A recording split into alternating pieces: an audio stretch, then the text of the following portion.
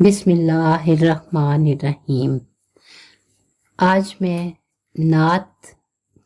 پڑھوں گی پہلے اور پھر اس کی تشریح بتاؤں گی، اور اس نعت کے شاعر ہیں امیر مینائی۔ صبا بے شک آتی مدینے سے تو ہے،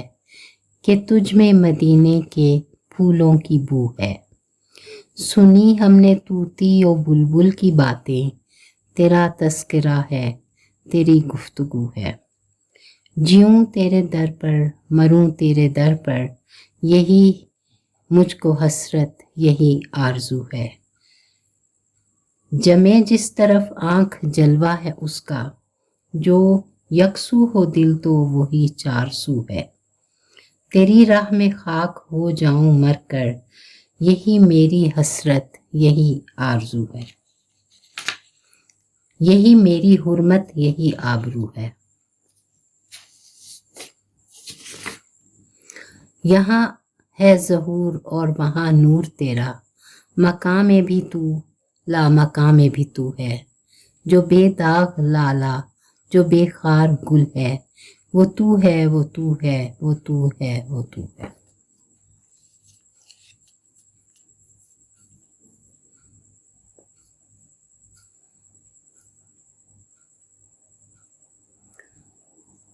اب اس کی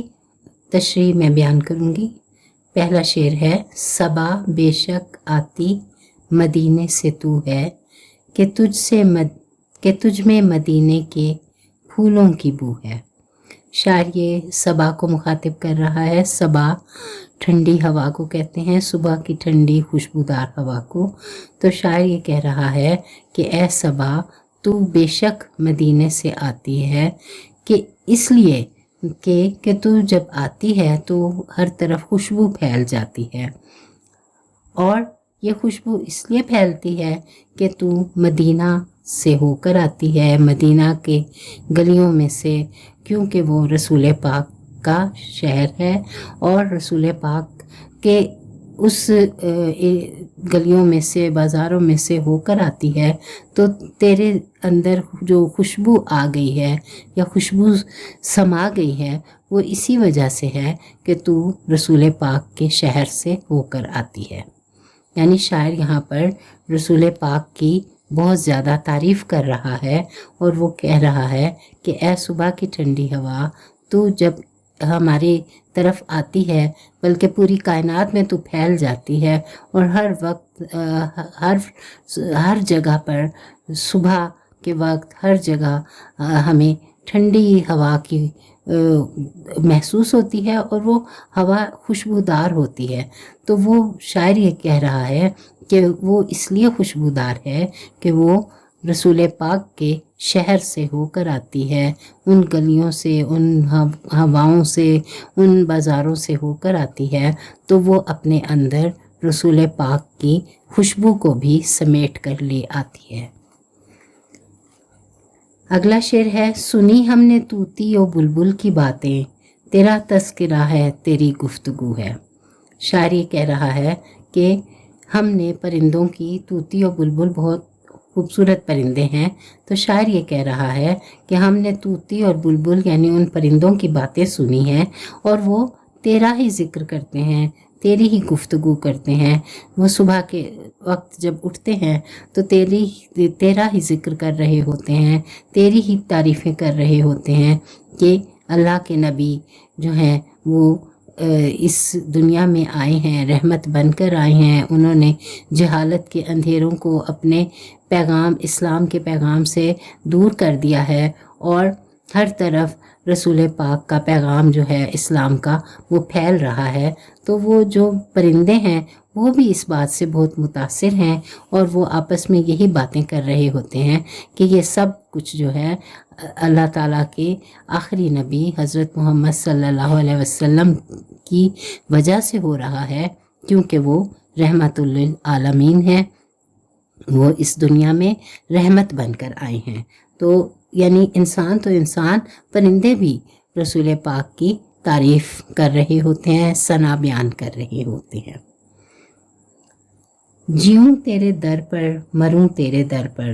یہی مجھ کو حسرت یہی آرزو ہے۔ شاعر کہتا ہے کہ میری تو آرزو یہ ہے کہ میں رسول پاک صلی اللہ علیہ وسلم کے در پر جب تک میں زندہ ہوں میں ان کے در پر ہی رہوں، ان کے در پر ہی قیام کروں، یعنی کہ جہاں پر ان کا مزار ہے، ان کا روضہ ہے، میں ادھر ہی رہوں،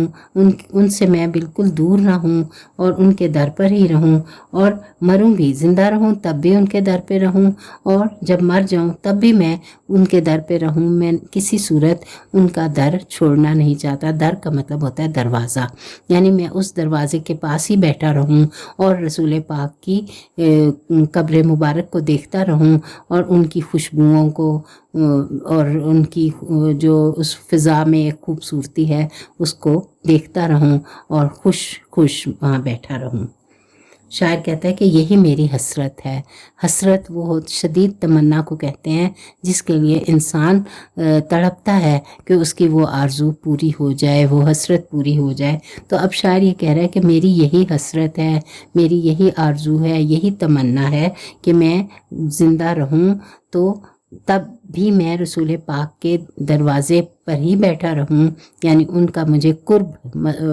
ملتا رہے، مجھے ان کا قرب یا قربت نصیب ہوتی رہے، اور جب میں مر جاؤں تو میں وہیں پہ دفن ہو جاؤں، یعنی کہ میں ان سے دور نہیں ہونا چاہتا۔ یہی میری آخری حسرت بھی ہے، آرزو بھی ہے، یعنی میری شدید تمنا ہے۔ جمے جس طرف آنکھ جلوہ ہے اس کا، جو یکسو ہو دل تو وہی چار سو ہے۔ یعنی شاعر یہ کہہ رہا ہے کہ میری آنکھ جس طرف جم جائے، ٹک جائے، جم جائے کا مطلب ٹک جائے، میری آنکھ جس طرف جم جائے یا ٹک جاتی ہے تو مجھے کیا محسوس ہوتا ہے؟ جمے جس طرف آنکھ جلوہ ہے اس کا، تو ہر طرف مجھے انہی کا جلوہ محسوس ہوتا ہے، انہی کا نظارہ میں دیکھتا ہوں کہ رسول پاک ہیں اور وہ کائنات میں ان کی ایک وجود مجھے محسوس ہوتا ہے۔ جو یکسو ہو دل تو وہی چار سو ہے، یعنی جمے کا مطلب میری آنکھ جہاں پر ٹک جائے تو مجھے انہی کا جلوہ نظر آتا ہے، اور جہاں میرا دل یکسو ہو جائے، یکسو کا مطلب ہوتا ہے ایک ہی طرف دھیان دینا، پوری توجہ کے ساتھ کسی طرف آپ دھیان دیں، پوری مکمل یکسو ہو کر، یعنی پوری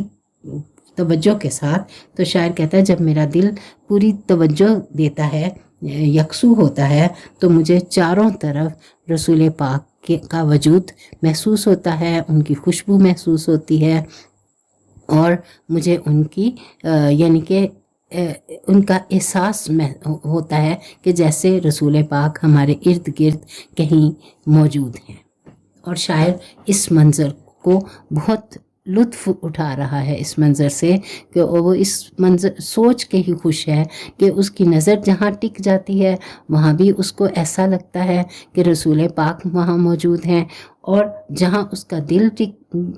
پوری توجہ یا دے دیتا ہے یا پوری توجہ سے دیکھتا ہے تو وہاں پہ بھی اس کو چار سو یعنی چاروں اطراف ہر طرف اس کو رسول پاک ہی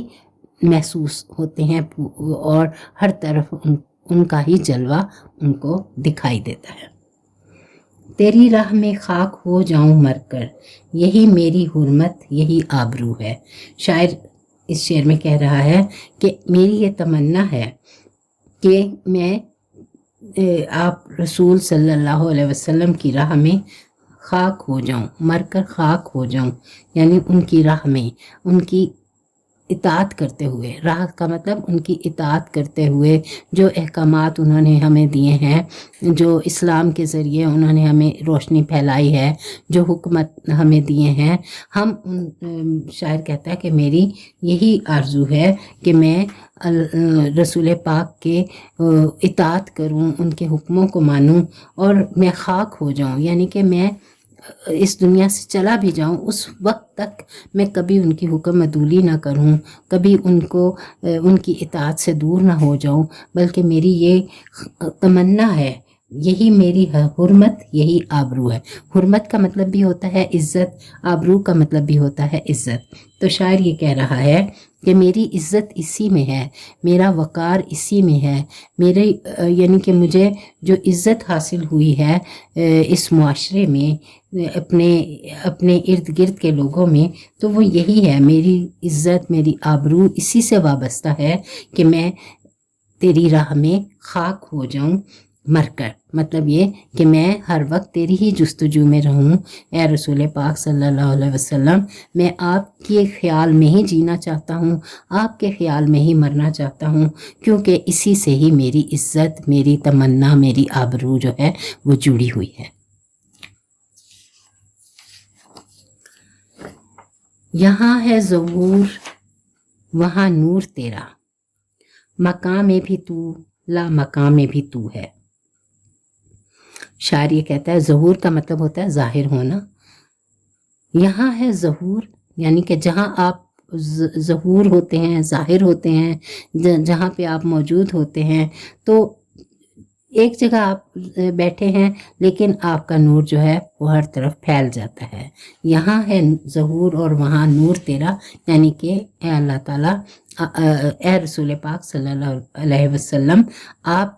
चूँकि एक नूर हैं, अल्लाह ने जिस्मानी तौर पे तो आपको एक इंसानी शक्ल में भेजा गया है, लेकिन आप अल्लाह ताला का नूर हैं, तो अल्लाह ताला ने आपको नूर बना के इस दुनिया में भेजा है। आपका नूर, आपकी जो रोशनी है वो हर तरफ फैली हुई है। आप जहाँ पर भी मौजूद होते हैं हर तरफ आपका नूर फैला होता है।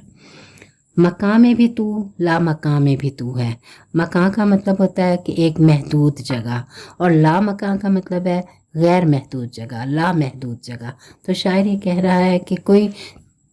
छोटी जगह हो, महदूद जगह हो, वहाँ पर भी, और वो पूरा, चाहे वो पूरी लामकां यानी कि पूरी कायनात हो, हर तरफ तेरा ही जिक्र है, हर तरफ तेरी ही खुशबू फैली है, हर तरफ तेरा ही जलवा है। यानी अल्लाह ताला ने रसूल पाक को रहमत बनाकर भेजा, नूर बनाकर भेजा, और अल्लाह ताला ने उनको एक बुलंद मर्तबा अता किया, और वरफ़ाना लका ज़िक्रक, यानी अल्लाह ताला ने ये कहा कि ए नबी, हमने आपका ज़िक्र बुलंद कर दिया। यानी कि हर कोई रसूल पाक का ज़िक्र कर रहा है, दरूद शरीफ पढ़ रहा है, और रसूल पाक की जो इताअत है उसको कर रहा है, क्योंकि अल्लाह की, रसूल पाक की इताअत का मतलब है कि हमने अल्लाह की इताअत की, क्योंकि अल्लाह का ही पैगाम लेकर रसूल पाक इस दुनिया में आए। तो शायर ये कह रहा है कि चाहे वो महदूद जगह हो, चाहे वो कोई मकान हो या ला मकान हो, यानी ला मकान का मतलब वुसअत हो,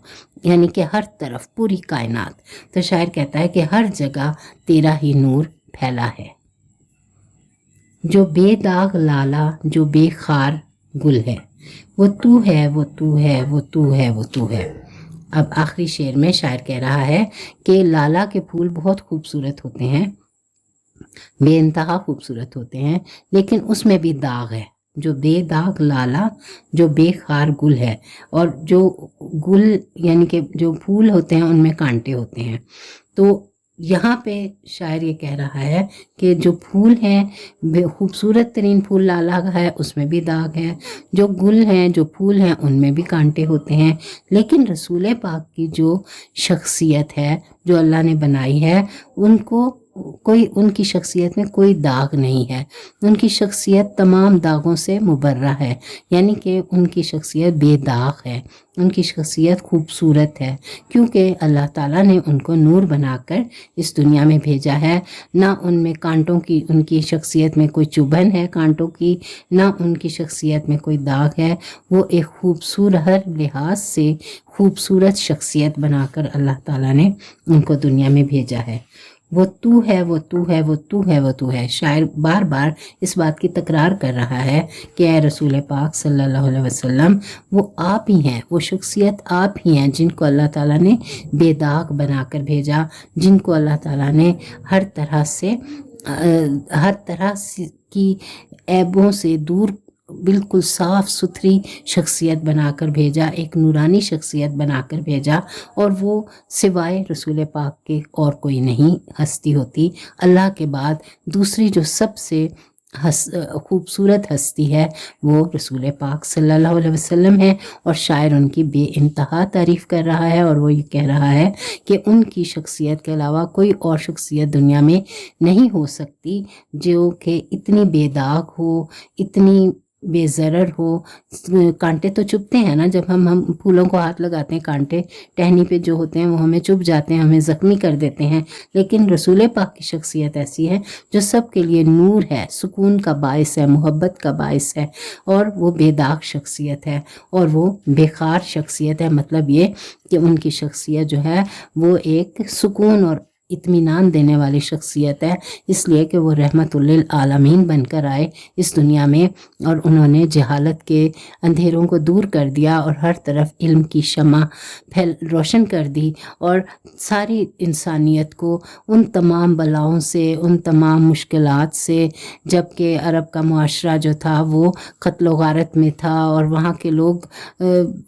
سخت سماجی اور معاشرتی برائیوں میں مبتلا تھے، تو وہ ایک جہالت کا دور تھا۔